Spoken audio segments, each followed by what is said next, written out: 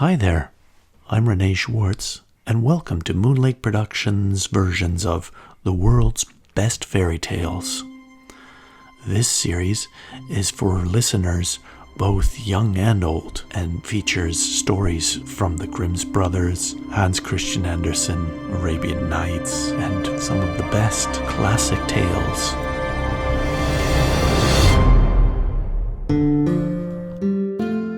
An Old English Tale, Tom Thumb.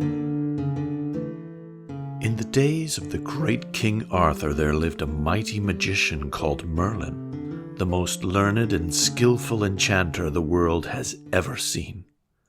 This famous magician, who could take any form he pleased, was once traveling about as a poor beggar, and, being very tired, he stopped at the cottage of a peasant to rest himself, and asked for food.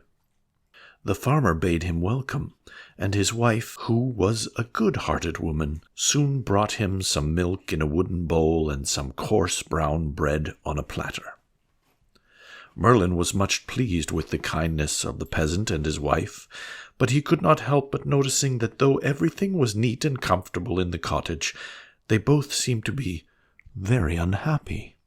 He therefore asked them why they were so melancholy, and learned that they were miserable because they had no children. The poor woman said with tears in her eyes, "I should be the happiest creature in the world if I had a son. Even if he was no bigger than my husband's thumb, I would be satisfied." Merlin was so amused with the idea of a boy no bigger than a man's thumb that he determined to grant the poor woman's wish. Accordingly, in a little while the peasant's wife had a son, who, wonderful to relate, was not a bit bigger than his father's thumb. The Queen of the Fairies, wishing to see the little fellow, came in the window while his mother was sitting up in bed admiring him. The Queen kissed the child, and giving him the name of Tom Thumb, sent for some of the fairies, who dressed her little godson according to her orders. An oak-leaf hat he had on for his crown, his shirt a web of spiders spun, with jacket wove of thistle's down, his trousers were of feathers done. His stockings of apple rind they tie, with eyelash from his mother's eye. His shoes were made of mouse's skin, tanned with the downy hair within. Tom never grew any larger than his father's thumb, which was only of ordinary size. But as he got older, he became very cunning and full of tricks. When he was old enough to play with the boys and had lost all his own marbles, he would creep into the bags of his playfellows and fill his pockets with theirs. Then, getting out without their noticing him, Tom would again join in the game. One day, however, he was coming out of a bag of marbles where he had been stealing as usual, and the boy to whom it belonged chanced to see him. Ah, my little Tommy," said the boy, "so I have caught you stealing my marbles at last, and you shall be rewarded for your thievish tricks." On saying this, he drew the string tight round Tommy's neck, and gave the bag such a hearty shake that the poor little Tom's legs, thighs, and body were sadly bruised. He roared out with pain, and begged the fellow to let him out, promising never to steal again. A short time afterward, Tom's mother was making a batter pudding, and, being very anxious to see how it was made, he climbed up to the edge of the bowl, but his foot slipped, and he plunged head over heels into the bowl without his mother noticing him. She stirred him into the pudding and set him into the pot to boil. The batter filled Tom's mouth and prevented him from crying out, but the hot water began to scald him, and he kicked and struggled so much in the pot that his mother thought the pudding was bewitched, and pulling it out of the pot, she threw it outside the door. A poor tinker who was passing by picked up the pudding and, putting it into his knapsack, walked off. As Tom had now got his mouth cleared out of the batter, he began to cry aloud, which so frightened the tinker that he flung down the pudding and ran away. The pudding broke into pieces in the fall, and Tom crept out, covered all over with the batter, and walked home. His mother, who was very sorry to see her darling in such a woeful state, put him into a teacup and soon washed off the batter, after which she kissed him and put him into bed. Soon after the adventure of the pudding, Tom's mother went to milk her cow in the meadow, and she took Tom along with her. The wind was very high, and fearing he would be blown away, she tied him to a thistle with a piece of fine thread. The cow soon observed Tom's little oak leaf hat. Liking the appearance of it, took poor Tom and his hat, and the thistle at one mouthful. While the cow was chewing the thistle, Tom was afraid of her great teeth, which threatened to crush him into pieces, and he roared out as loud as he could, "Mother! Mother!" "Where are you, Tommy? My dear Tommy," said his mother. "Here, Mother, in the red cow's mouth." His mother began to cry and wring her hands, but the cow, surprised at the odd noise in her throat, opened her mouth and let Tom drop out. Fortunately, his mother caught him in her apron as he was falling, or he might have been dreadfully hurt. She then put Tom inside her blouse and quickly ran home with him. Tom's father made him a whip of barley straw to drive the cattle with, and having one day gone into the fields, Tom slipped and rolled into a furrow.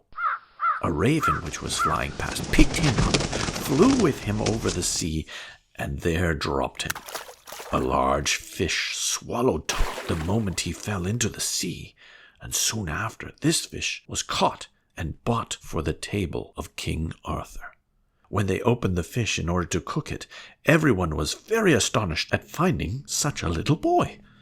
Tom was quite delighted at being free again. They carried him to the king, who made Tom his dwarf, and he soon became a great favorite at the court. By his tricks and gambols he not only amused the king and queen, but the knights of the Round Table as well. It is said that when the king rode out on horseback, he often took Tom along, and if a shower came, Tom would creep into his Majesty's vest pocket and sleep till the rain was over. King Arthur one day asked Tom about his parents, wishing to know if they were as small as he was and whether they were well off. Tom told the king that his father and mother were as tall as anybody in the court, but that they were in poor circumstances. On hearing this, the king carried Tom to his treasury, where he kept his money, and told him to take as much money as he could carry home to his parents, which made the poor fellow caper with joy. Tom went to procure a purse, which was made out of a water bubble, and King Arthur gave him a large silver piece to put into it. Our little hero had some difficulty in lifting the burden upon his back, but at last he succeeded in getting it placed into his liking, and set forward on his journey. Without meeting with any incident, and after resting himself more than 100 times by the wayside, in 2 days and 2 nights he reached his father's house in safety. Tom had traveled 48 hours with a huge silver piece on his back, and was almost tired to death when his mother ran out to meet him and carried him into the house. But he soon returned to King Arthur's court.